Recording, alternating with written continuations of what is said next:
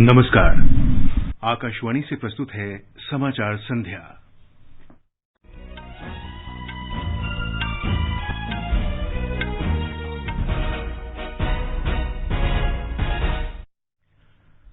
भारत के औषधि महानियंत्रक ने एस्ट्राजेनेका और भारत बायोटेक के कोविड टीके को आपात स्थिति में सीमित उपयोग की अनुमति दी। प्रधानमंत्री नरेंद्र मोदी ने कहा, इस मंजूरी से स्वस्थ और कोविड मुक्त भारत का मार्ग प्रशस्त होगा। देश में कोविड से स्वस्थ होने की दर 96.16% हुई। केंद्र सरकार और किसान संगठनों के बीच अगले दौर की वार्ता कल होगी। उत्तर प्रदेश में गाजियाबाद जिले के मुरादनगर में शमशान घाट की छत गिरने से 17 लोगों की मौत। राष्ट्रपति और प्रधानमंत्री ने दुर्घटना पर शोक व्यक्त किया। और प्रसार भारती के दूरदर्शन और आकाशवाणी के डिजिटल चैनलों ने पिछले वर्ष 100% से अधिक की वृद्धि दर्ज की।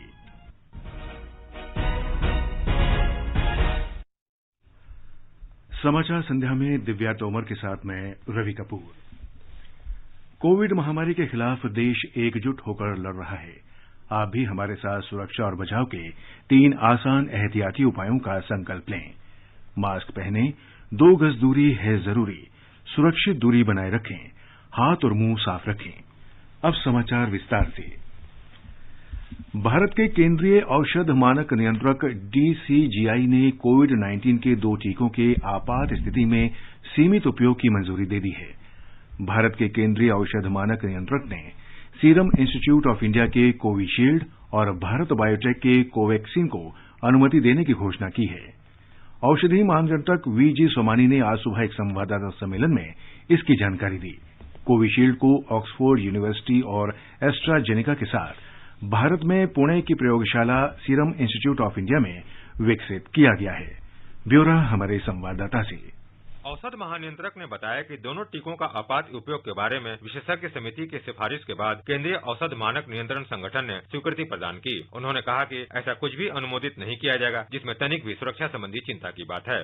द सब्जेक्ट एक्सपर्ट कमेटी केंद्रीय औषध मानक नियंत्रण संगठन की विशेषज्ञ समिति की पहली और 2 जनवरी 2021 को बैठक हुई और उन्होंने सीरम इंस्टीट्यूट ऑफ इंडिया और मेसर्स भारत बायोटेक की कोविड-19 वायरस वैक्सीन के आपात स्थिति में इस्तेमाल के प्रस्ताव की सिफारिश की है। इसके साथ ही Messrs Cadila healthcare limited के तीसरे चरण के क्लिनिकल परीक्षण की भी सिफारिश की। Cadila healthcare limited. Shri Somani ने बताया कि भारतीय सीरम संस्थान पुणे ने 23,745 लोगों संबंधी सुरक्षा रोग प्रतिरक्षा क्षमता के आंकड़े प्रस्तुत किए और वैक्सीन की समग्र प्रभावकारिता 70.42% पाई गई। Serum institute of India Pune के सीरम इंस्टीट्यूट ऑफ इंडिया ने एस्ट्राजेनेका और ऑक्सफोर्ड विश्वविद्यालय के साथ हुए तकनीकी आदान प्रदान के बाद कोविशील्ड वैक्सीन को चिंपैंजी से होने वाले एडेनोवायरस और SARS-CoV-2 पायक्सन ग्लाइकोप्रोटीन को इस्तेमाल के लिए प्रस्तुत किया है। इस कंपनी ने 18 वर्ष या उससे अधिक आयु वर्ग के 23,745 प्रतिभागियों पर विदेशों में किए गए चिकित्सकीय अध्ययनों के बाद इस टीके के सुरक्षित, रोग प्रतिरोधी और प्रभावी होने की पुष्टि की है। टीके की कुल प्रभाव क्षमता 70.24% आंकी गई है। 70.42%।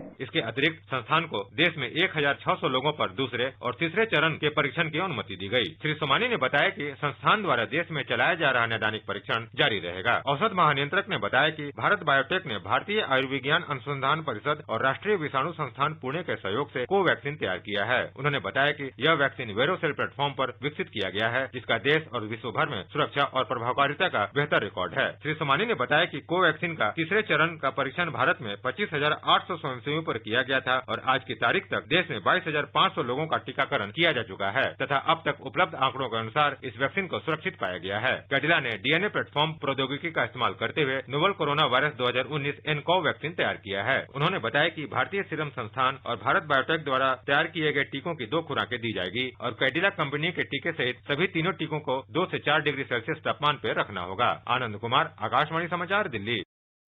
प्रधानमंत्री नरेंद्र मोदी ने कहा है कि दोनों कोविड टीकों को मंजूरी दिए जाने से देश को तेजी से कोरोना मुक्त बनाने में मदद मिलेगी। श्री मोदी ने देशवासियों को, वैज्ञानिकों को बधाई देते हुए कहा कि ये कोरोना के विरुद्ध संघर्ष में एक निर्णायक मोड़ है। प्रधानमंत्री ने कहा कि भारत में बनी 2 वैक्सीन के आपातकालीन उपयोग की अनुमति प्रत्येक भारतीय के लिए गर्व का विषय है। उन्होंने कहा कि इससे आत्मनिर्भर भारत के स्वप्न को साकार करने की दिशा में हमारे वैज्ञानिक समुदाय की सक्रियता का पता चलता है। श्री मोदी ने कहा कि ये समय देश को कोरोना से मुक्त करने की दिशा में चिकित्सकों, चिकित्साकर्मियों, वैज्ञानिकों, पुलिसकर्मियों और सफाई कर्मियों सहित सभी कोरोना योद्धाओं के प्रति एक बार फिर से आभार व्यक्त करने का है। प्रधानमंत्री ने कहा कि कोरोना योद्धाओं ने विपरीत परिस्थितियों के बावजूद कई जानें बचाई हैं। गृहमंत्री अमित शाह ने कहा है कि दोनों वैक्सीन को मंजूरी दिया जाना एक बड़ी उपलब्धि है। उन्होंने देश के इस गौरवशाली क्षण के लिए वैज्ञानिक समुदाय को धन्यवाद दिया है।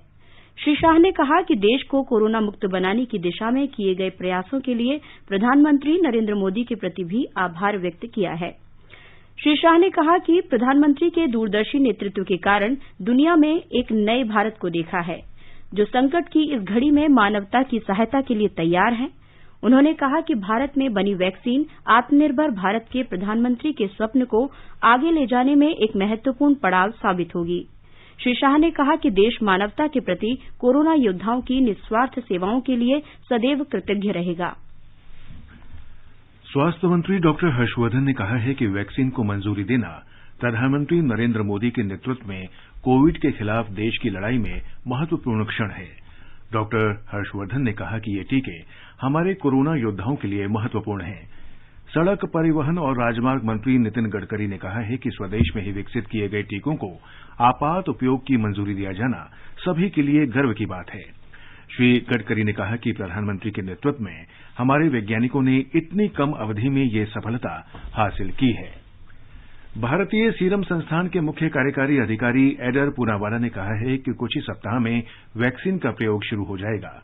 देश की पहली कोरोना वैक्सीन कोविशील्ड सुरक्षित और कारगर है। श्री पूनावाला ने प्रधानमंत्री नरेंद्र मोदी, स्वास्थ्य मंत्री डॉक्टर हर्षवर्धन तथा भारतीय औषधि महानियंत्रक को धन्यवाद दिया है। इस बीच महाराष्ट्र में कोविड संबंधी कार्यदल के प्रमुख डॉक्टर संजय ओक ने कहा है कि कोरोना वैक्सीन लेने को राष्ट्रीय कर्तव्य समझा जाना चाहिए। नीति आयोग के सदस्य और कोविड कार्यबल के प्रमुख डॉक्टर वीके पॉल ने कहा है कि टीकाकरण का पूर्वाभ्यास वास्तविक परिस्थितियों में कोविन की तैयारियों और परिचालन कार्यप्रणाली का पता लगाने के लिए महत्वपूर्ण था। Nationwide COVID-19 vaccination program is a huge exercise. Cold chain ramp up has been going on now for several weeks. The IT platform, the CoWIN platform, has been evolving again for multiple weeks. Similarly, the guidelines of holding a vaccination session in a booth setting on a particular day, deciding on who all will perform what kind of task, how many people are needed, and how vaccine will be stored, how vaccine will be transported, how recording will be done, how people will be identified. So all this has been developing for some period of time. The guidelines are now available. The IT platform is available. Trainings have happened to a large extent. Vaccinators have been identified. Maharashtra में Covid टीकाकरण की तैयारियां पूरी कर ली गई हैं। एक report. 25 लाभार्थियों का नकली टीकाकरण किया गया, जिसके बाद उनकी जानकारी कोविन ऐप पर सत्यापित की गई। लाभार्थियों के साथ व्यक्तिगत बातचीत करके उनके स्वास्थ्य के बारे में जानकारी ली गई और उन्हें टीकाकरण के प्रक्रिया के बाद 30 मिनट तक निरीक्षण कक्ष में रखा गया। इसके अलावा स्वास्थ्य कर्मियों को भीड़ प्रबंधन, टीकाकरण के लिए आए हुए लोगों की मदद करना आदि जैसे विषयों पर भी वरिष्ठ सरकारी अधिकारियों की देखरेख में अभ्यास कराया गया। मास्क पहनना और उचित सामाजिक दूरी बनाए रखने के नियम लागू किए गए। वैक्सीन के दुष्प्रभाव के उपचार के लिए दवाएं भी सभी जगहों पर रखी गई थी। देवप्रिय भट्टाचार्य जी, आकाशवाणी समाचार, मुंबई। बिहार में कोविड टीकाकरण अभियान के अंतर्गत पहले चरण में 4,39,000 स्वास्थ्य कर्मियों को टीका लगाया जाएगा। राज्य के स्वास्थ्य मंत्री मंगल पांडे ने कहा है कि राज्य सरकार ने चरणबद्ध तरीके से राज्य के सभी लोगों का मुफ्त में टीकाकरण करने का निर्णय लिया है। श्री पांडे ने कहा कि टीकाकरण की सभी तैयारियां पूरी कर ली गई हैं। सबसे पहले स्वास्थ्य कर्मियों का टीकाकरण किया जाएगा और सरकारी स्वास्थ्यकर्ताओं का डेटाबेस तैयार किया गया है, जबकि निजी क्षेत्र के लोगों को सूची जमा करने को कहा गया है। इस बीच राज्य में कोविड से स्वस्थ होने की दर 97.75% तक पहुंच गई है। पिछले 24 घंटों के दौरान 621 लोग स्वस्थ हुए हैं, जबकि 282 नए रोगियों की पुष्टि हुई है। अब तक राज्य में 2,48,210 रोगी स्वस्थ हो चुके हैं। इस समय 4,318 रोगियों का विभिन्न अस्पतालों में इलाज चल रहा है। उत्तर प्रदेश के मुख्यमंत्री योगी आदित्यनाथ ने कहा है कि प्रधानमंत्री नरेंद्र मोदी के कुशल नेतृत्व में हमारे देश ने कोविड-19 संक्रमण का बेहतर तरीके से सामना किया है। उन्होंने कहा कि प्रधानमंत्री के मार्गदर्शन में कोविड-19 का टीकाकरण शुरू करने की सभी तैयारियां पूरी कर ली गई हैं। श्री योगी ने आज गोरखपुर में कहा कि श्री मोदी विश्व में एकमात्र ऐसे प्रधानमंत्री हैं जिन्होंने कोविड-19 का वैक्सीन तैयार करने वाली प्रयोगशालाओं का दौरा किया। श्री योगी ने कहा कि विकास लोगों के जीवन में बदलाव लाता है और केंद्र तथा राज्य सरकार लोगों का समग्र विकास कर रही है।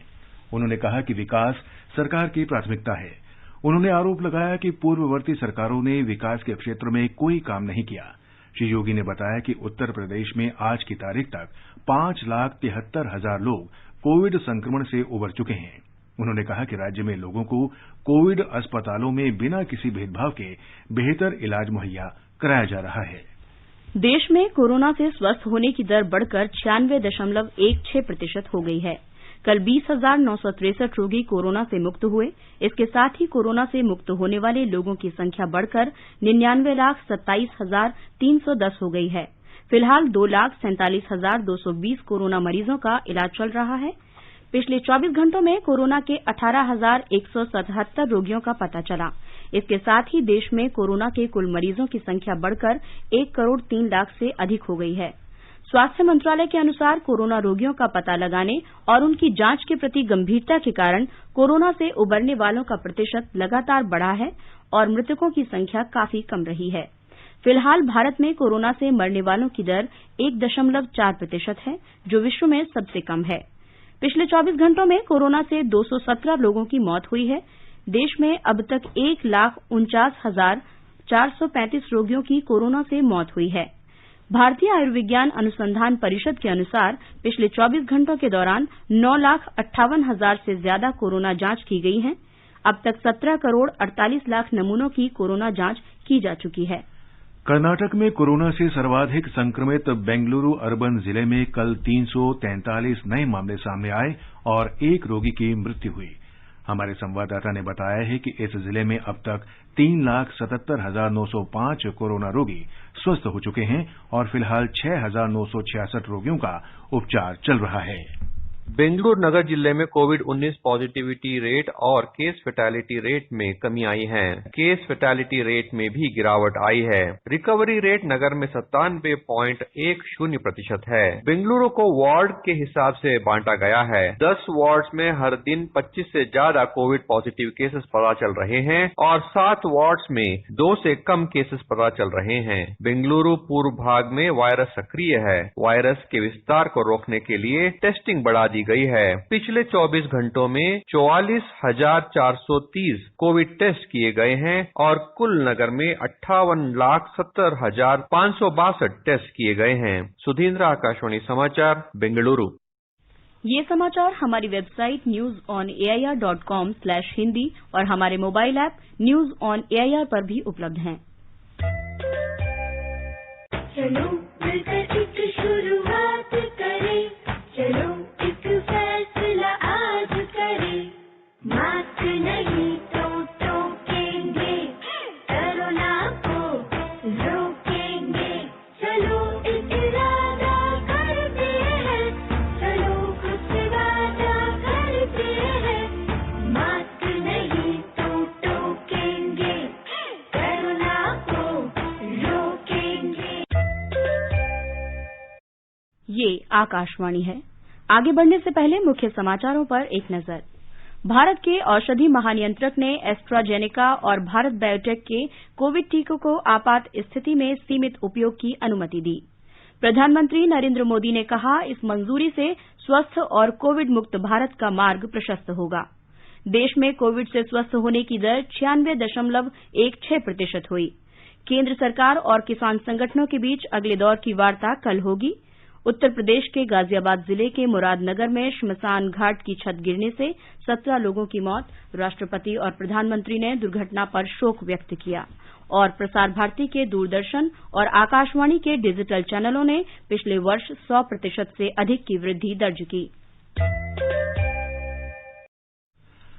केंद्र सरकार और किसान संगठनों के बीच अगले दौर की वार्ता कल नई दिल्ली में होगी। इससे पहले दोनों पक्षों के बीच छठे दौर की बातचीत के दौरान 4 में से 2 मुद्दों पर सहमति बनी थी। पहला मुद्दा पर्यावरण से जुड़े अध्यादेश पर, जबकि दूसरा बिजली बिल से संबंधित था। बैठक में कृषि मंत्री नरेंद्र सिंह तोमर ने किसान नेताओं को आश्वस्त किया था कि सरकार उनकी समस्याओं का समाधान करने के लिए प्रतिबद्ध है और दोनों पक्षों को सौहार्दपूर्ण पहल करनी चाहिए। श्री तोमर ने किसान संगठनों को आश्वस्त किया कि न्यूनतम समर्थन मूल्य और मंडी व्यवस्था पहले की तरह जारी रहेगी।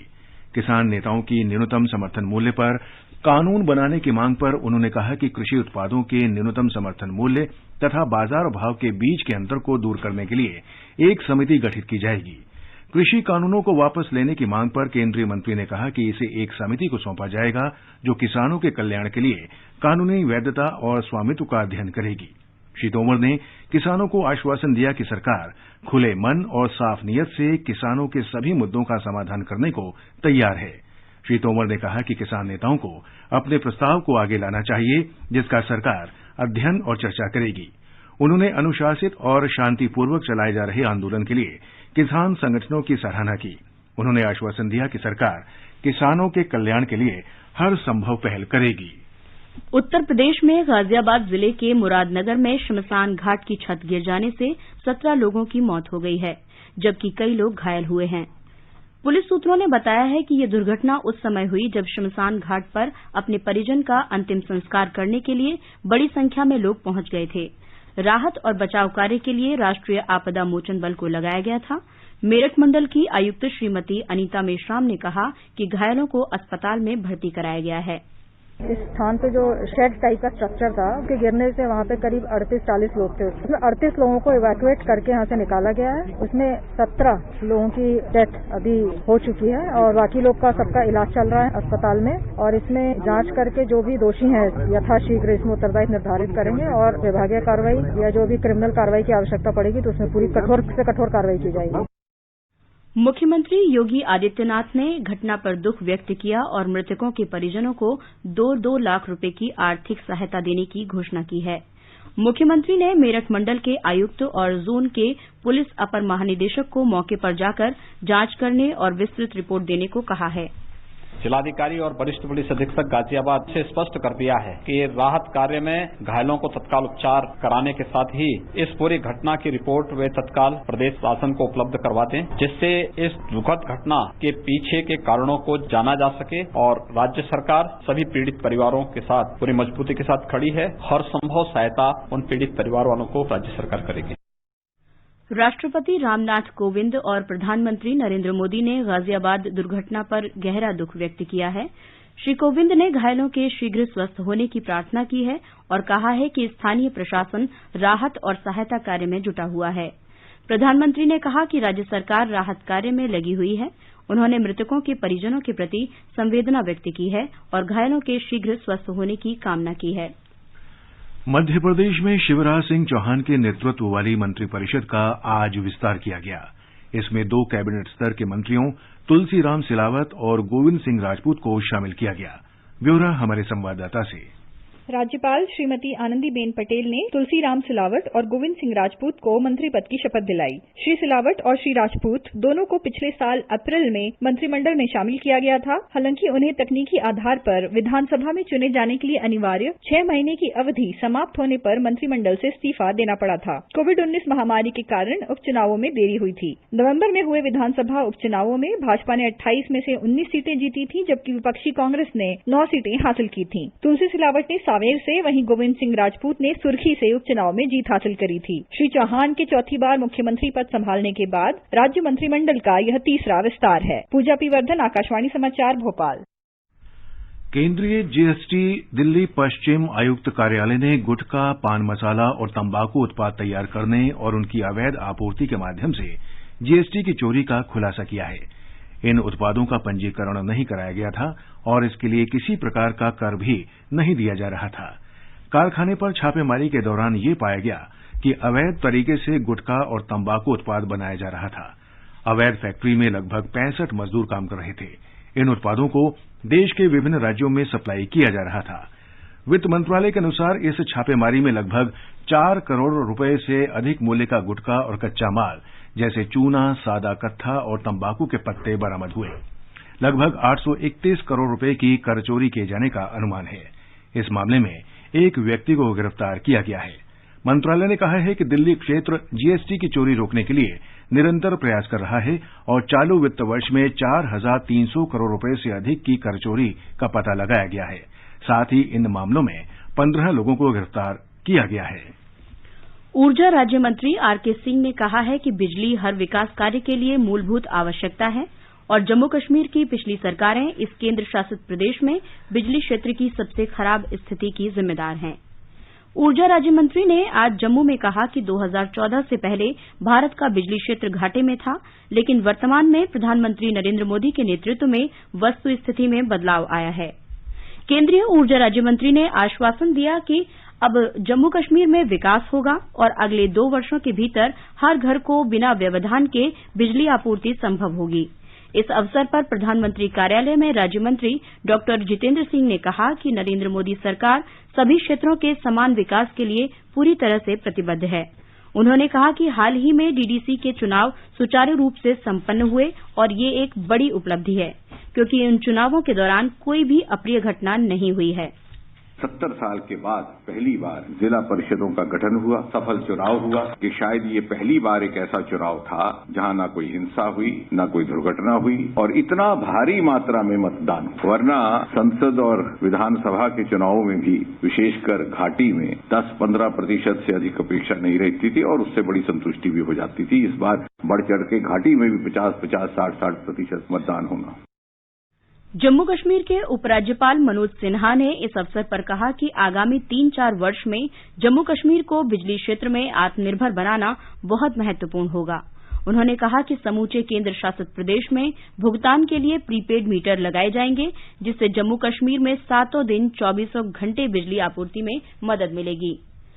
जम्मू कश्मीर के बुनियादी ढांचे के विकास में महत्वपूर्ण सहायता मिलेगी। उन्होंने कहा कि विभिन्न परियोजनाओं में 35,000 करोड़ रुपए से अधिक का निवेश किया गया है। रेल मंत्री पीयूष गोयल ने कहा है कि कर्नाटक के बेंगलुरु में केम्पेगौड़ा अंतर्राष्ट्रीय हवाई अड्डा हाल्ट रेलवे स्टेशन कल से यात्रियों के लिए खुल जाएगा। श्री गोयल ने कहा कि इस सुविधा से बेंगलुरु हवाई अड्डे तक पहुंचने में बहुत आसानी होगी। उन्होंने कहा कि इससे लाखों लोगों को लाभ मिलेगा और यातायात अवरुद्ध होने के मामलों में बहुत कमी आएगी। आकाशवाणी का समाचार सेवा प्रभाग वर्ष की प्रमुख झलकियों की श्रृंखला के अंतर्गत कैसा था वर्ष 2020 प्रस्तुत कर रहा है। कोविड महामारी बीते वर्ष की सबसे बड़ी खबर रही और भारत ने प्रधानमंत्री नरेंद्र मोदी के ऊर्जावान नेतृत्व में इस महामारी के खिलाफ संघर्ष किया है। देश में फिट इंडिया और खेलो इंडिया के प्रचार के लिए सरकार के प्रयासों पर हमारे संवाददाता की ये रिपोर्ट। फिट इंडिया और खेलो इंडिया आज एक राष्ट्रीय आंदोलन बन चुके हैं, जिसने देश के लोगों को स्वस्थ बने रहने का मार्ग दिखाया है। इन पहलों ने देश भर में एक ऐसा इकोसिस्टम तैयार किया है जिस पर एक स्वस्थ भारत की बुनियाद रखी जा सके। प्रधानमंत्री नरेंद्र मोदी ने भी देश के लोगों से अपील की है कि वे फिटनेस की डोज आधा घंटा रोज जैसे मंत्रों को अपनाकर अपनी जीवन शैली को बेहतर बनाएं। इस मंत्र में सभी का स्वास्थ्य, सभी का सुख छिपा हुआ है। फिर चाहे योग हो या बैडमिंटन हो, टेनिस हो या फुटबॉल हो, कराटे हो या कबड्डी, जो भी आपको पसंद आए, कम से कम 30 मिनट रोज कीजिए। ऐसी कहावत है कि फिटनेस न केवल आपके शरीर को बदलती है, बल्कि यह आपके दिमाग, आपके दृष्टिकोण और आपके मूड को भी बदल कर रख देती है। इन्हीं उद्देश्यों को ध्यान में रखकर 2019 में फिट इंडिया की शुरुआत की गई थी। एक वर्ष के भीतर ही यह लोगों के आंदोलन में तब्दील हो गया। फिट इंडिया और खेलो इंडिया जैसी पहलों ने देश भर में स्वास्थ्य और फिटनेस के बारे में जागरूकता और उत्साह पैदा किया है। इन पहलों ने कोविड-19 महामारी के दौरान अपनी प्रासंगिकता को उस समय और साबित कर दिया जब लोगों ने स्वस्थ जीवन शैली को अपनाकर दृढ़ता से कोरोना वायरस के खिलाफ लड़ाई लड़ी। भूपेंद्र सिंह, आकाशवाणी समाचार, दिल्ली। आकाशवाणी से बातचीत में करगिल योद्धा और भारत के पहले blade runner major DP Singh ने बताया कि फिटनेस सभी के जीवन का एक अभिन्न अंग होना चाहिए। खेलो इंडिया और फिट इंडिया का जो अमेलगमेशन हो रहा है, इससे न सिर्फ फिटनेस और हेल्थ फैल रही है, बल्कि यंग ब्लड जिसमें वो जज्बा है, जुनून है देश के लिए कुछ करने का, उसको यूज करके देश के लिए मेडल जीतने की जो एक प्रवृत्ति है, जो एक तरीका है, वो फुलफिल होगा और सक्सेस हमारे को मिलेगी। ये समाचार आकाशवाणी से प्रसारित किए जा रहे हैं। ताज़ा समाचार जानने के लिए आप हमारे Twitter handle @AIR News Hindi को फॉलो कर सकते हैं। समाचार संध्या में आपका फिर स्वागत है। प्रधानमंत्री नरेंद्र मोदी कल राष्ट्रीय माप पद्धति सम्मेलन का वीडियो कॉन्फ्रेंस के माध्यम से उद्घाटन करेंगे। National atomic time scale 2.8 nanosecond की सटीकता के साथ भारतीय मानक समय बताता है। भारतीय निर्देशक द्रव्य अंतर्राष्ट्रीय मानकों के अनुरूप गुणवत्ता सुनिश्चित करने के लिए प्रयोगशालाओं में जांच और मापांकन में सहयोग कर रहा है। राष्ट्रीय पर्यावरण संबंधी मानक प्रयोगशाला परिवेशी वायु और औद्योगिक उत्सर्जन निगरानी उपकरणों के प्रमाणीकरण में आत्मनिर्भरता प्राप्त करने में सहायता मिलेगी। वैज्ञानिक और औद्योगिक अनुसंधान परिषद राष्ट्रीय भौतिक प्रयोगशाला CSIR NPL राष्ट्रीय माप पद्धति सम्मेलन 2021 का आयोजन कर रही है। इसकी स्थापना के 75 वर्ष पूरे हो रहे हैं। सम्मेलन का विषय है राष्ट्र के समावेशी विकास के लिए माप पद्धति। प्रधानमंत्री नरेंद्र मोदी को अमेरिका की एक शोध कंपनी ने सर्वाधिक लोकप्रिय शासनाध्यक्ष बताया है। शोध कंपनी मॉर्निंग कंसल्ट के अनुसार 75% से अधिक लोगों ने श्री मोदी के सर्वाधिक लोकप्रिय होने का अनुमोदन किया, जबकि 20% लोगों ने इसे नकार दिया। श्री मोदी को कुल मिलाकर 55% लोगों ने सर्वाधिक लोकप्रिय शासनाध्यक्ष माना। ये विश्व के किसी अन्य नेता की रेटिंग से अधिक है। गृहमंत्री अमित शाह ने प्रधानमंत्री के नेतृत्व में भारत में कोविड से संघर्ष के मद्देनजर वैश्विक प्रशंसा मिलने पर उनकी सराहना की है। भाजपा अध्यक्ष जगत प्रकाश नड्डा ने कहा कि ताजा रेटिंग प्रधानमंत्री के सफल नेतृत्व और कड़ी मेहनत का प्रमाण है। इस बीच प्रधानमंत्री ने स्वरचित एक कविता वीडियो के साथ साझा की है। कविता का शीर्षक है अभी तो सूरज उगा है। आइए सुनते हैं ये कविता। आसमां में सर उठाकर घने बादलों को चीरकर रोशनी का संकल्प ले, अभी तो सूरज उगा है। दृढ़ निश्चय के साथ चलकर हर मुश्किल को पार कर घोर अंधेरे को मिटाने अभी तो सूरज उगा है। प्रसार भारती के दूरदर्शन और आकाशवाणी में चल रहे सभी डिजिटल चैनलों ने पिछले वर्ष 100% से अधिक की वृद्धि दर्शाई है। इस दौरान डिजिटल चैनलों को 1 अरब से अधिक बार देखा गया और 6 अरब मिनट से अधिक का प्रसारण हुआ है। सूचना और प्रसारण मंत्रालय ने बताया है कि 2020 में न्यूज ऑन AIR ऐप से 25 लाख से अधिक उपयोगकर्ता जुड़े और सर्वाधिक लोकप्रिय 200 से अधिक रेडियो प्रसारणों में 30 करोड़ से ज्यादा सुझाव मिले। डीडी स्पोर्ट्स और आकाशवाणी स्पोर्ट्स ने इस दौरान सीधे डिजिटल प्रसारण किए हैं। प्रसार भारती अभिलेखागार और डीडी किसान शीर्ष 10 कार्यक्रमों में बने हुए हैं। पूर्वोत्तर भारत के समाचारों में डिजिटल श्रोताओं की अच्छी खासी संख्या के साथ आकाशवाणी की पूर्वोत्तर सेवा भी 10 प्रमुख कार्यक्रमों में बनी हुई है और इसमें 1 लाख से अधिक डिजिटल दर्शक हो गए हैं।